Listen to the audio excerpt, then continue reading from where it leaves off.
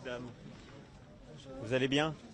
Peut-être quelques mots pour vous dire les conclusions que je tire de ce sommet, ce que j'ai pu exprimer d'ailleurs tout à l'heure. D'abord, en poursuivant le réinvestissement sur les questions de défense, l'ensemble des pays membres et tout particulièrement les Européens continuent d'œuvrer à structurer ce pilier européen au sein de l'OTAN.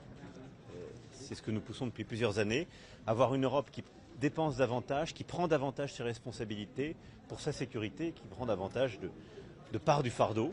C'est à la fois le souhait américain depuis plusieurs années, c'est une nécessité européenne, nous devons le faire pour nous-mêmes et pour être plus indépendants.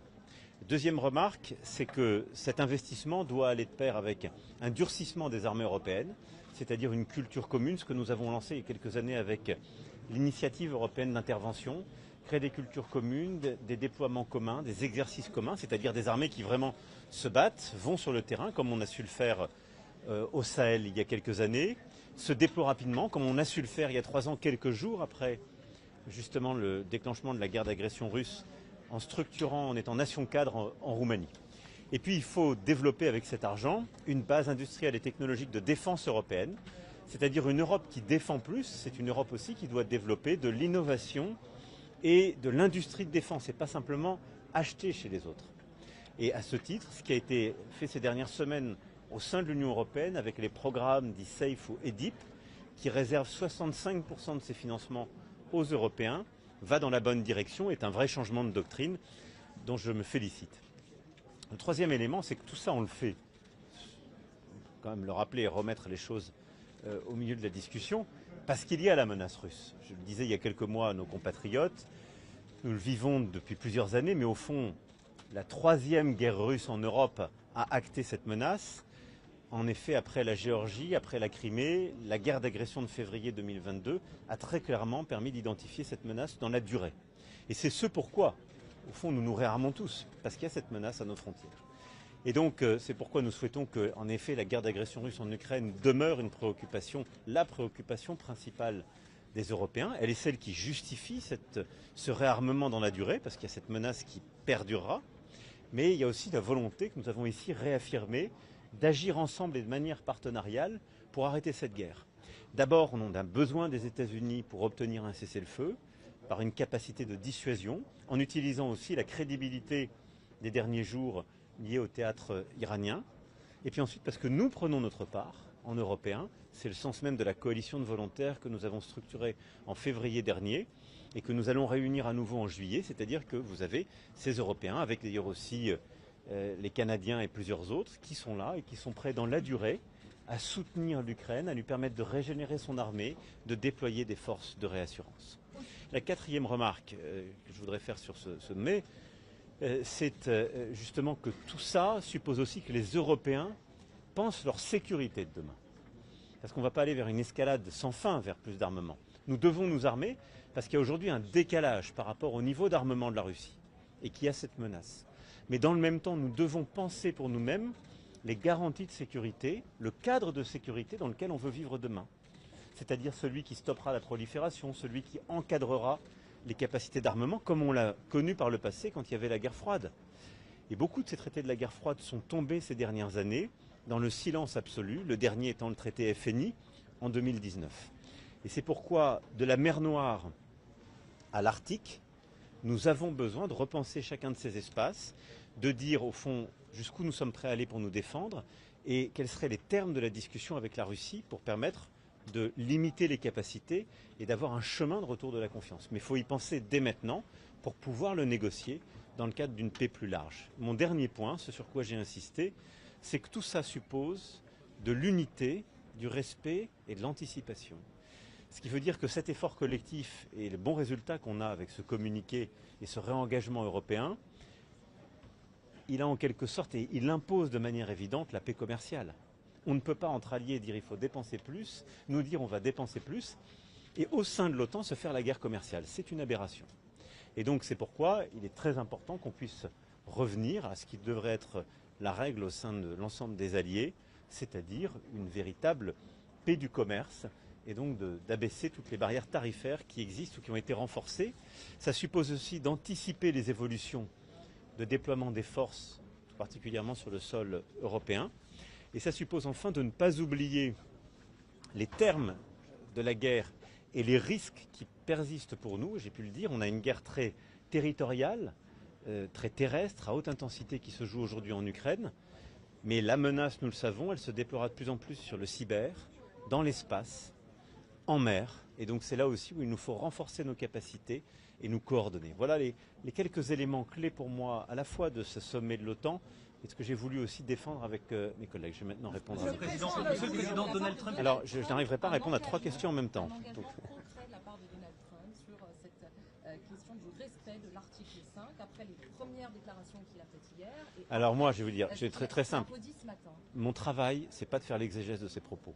Il y a des textes, il y a des juristes pour voir ces textes, et après vous lui posez les questions. Mais sur le fond, mais moi, vous faites confiance aujourd'hui parce que mais ça fait moi, partie des choses je veux dire, on est dans cette alliance avec tout ce qu'elle embarque, qui est une solidarité entre tous ses membres. Et donc quand une... Mais ça, c'est pas mon job.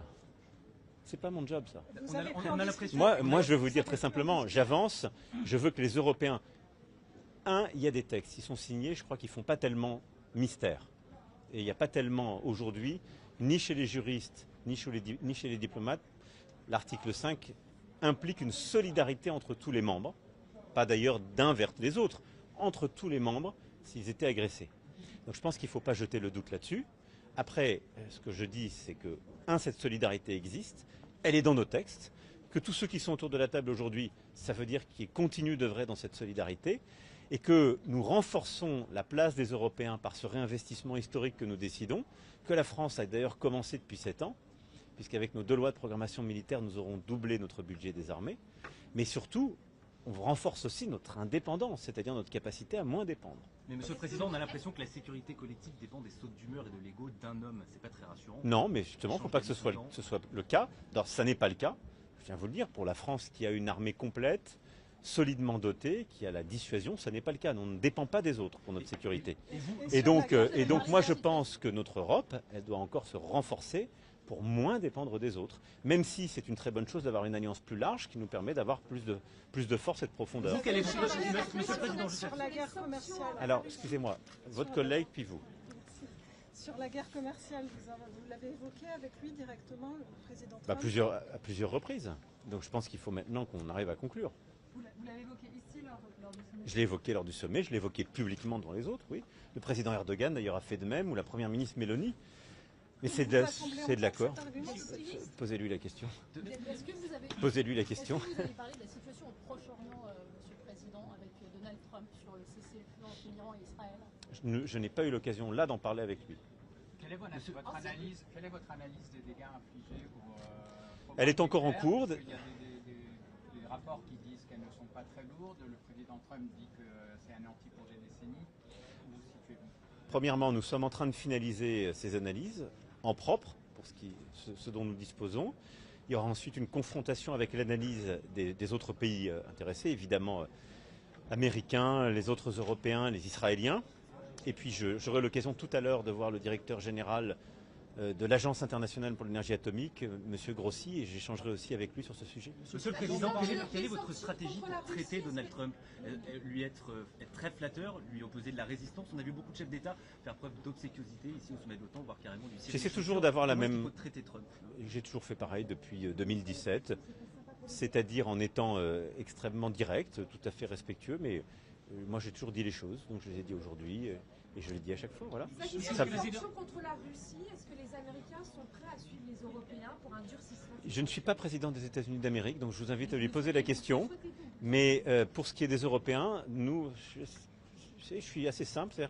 Ce que je dis, je le fais. Et donc nous défendons le paquet de sanctions, le 18e paquet qui a été proposé par la Commission. Il a été fait en coordination avec les sénateurs américains. Et tout ce qui nous a été dit jusqu'alors était que ces sénateurs avanceraient, allaient dans les prochains jours déposer justement ce paquet de sanctions et qu'ils devaient avancer. C'est les prochains jours qui nous diront ce que les États-Unis feront. Monsieur le Président, il faut augmenter le PIB, la part du PIB consacrée à la défense. C'est un des engagements qui a été pris également par les différents dirigeants à l'horizon 2035, 5%. Concrètement, pour les personnes qui nous regardent, qui se posent des questions, comment on fait en France pour augmenter cette part du PIB consacrée à la défense dans un contexte budgétaire extrêmement tendu, avec aussi un risque qui arrive à l'automne, on le voit très bien avec ce qui s'est passé hier à l'Assemblée nationale, de renversement de ce gouvernement Bayrou. Mais vous avez raison de le dire, simplement on le fait déjà nous. On n'a pas attendu. Et on n'a pas attendu non plus la guerre d'agression russe en Ukraine de février 2022, puisque depuis 2018, nous augmentons. Et à travers les 2 lois de programmation militaire, on a fait des investissements qui n'ont pas été remis en cause par quelque aléa politique que ce soit.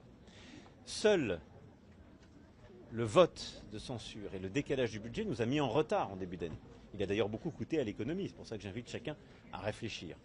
Mais les lois de programmation militaire depuis que je suis président sont respectées scrupuleusement. Et donc d'ores et déjà, chaque année, nous augmentons de plusieurs milliards d'euros notre effort.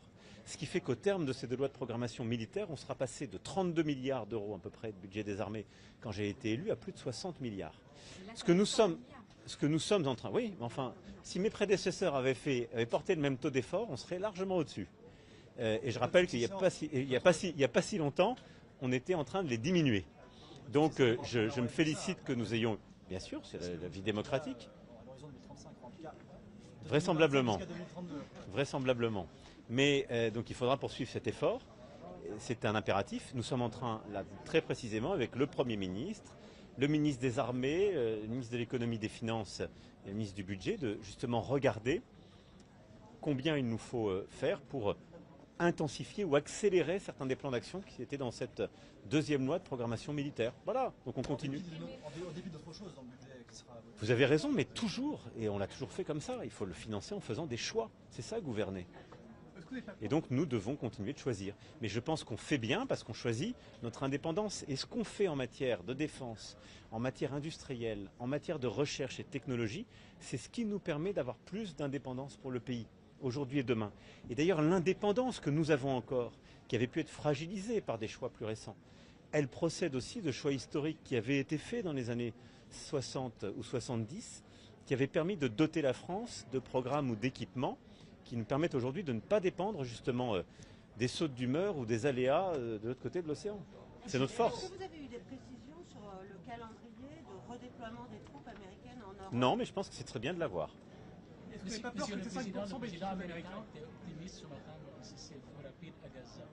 Écoutez, moi je plaide pour qu'on ait aujourd'hui 3 cessez-le-feu en même temps. Et on est de plus en plus ambitieux, mais celui qui tient et qui a été obtenu entre Israël et l'Iran, celui à Gaza, qui est indispensable et qui est pour moi une priorité absolue, et le cessez-le-feu que nous souhaitons avoir en Ukraine pour ouvrir les négociations de paix durable. Sur Vous les êtes rangs, d'accord que les 5% prochaines étapes. bénéficient aux équipements américains et que toute l'Europe se met à acheter des patriotes?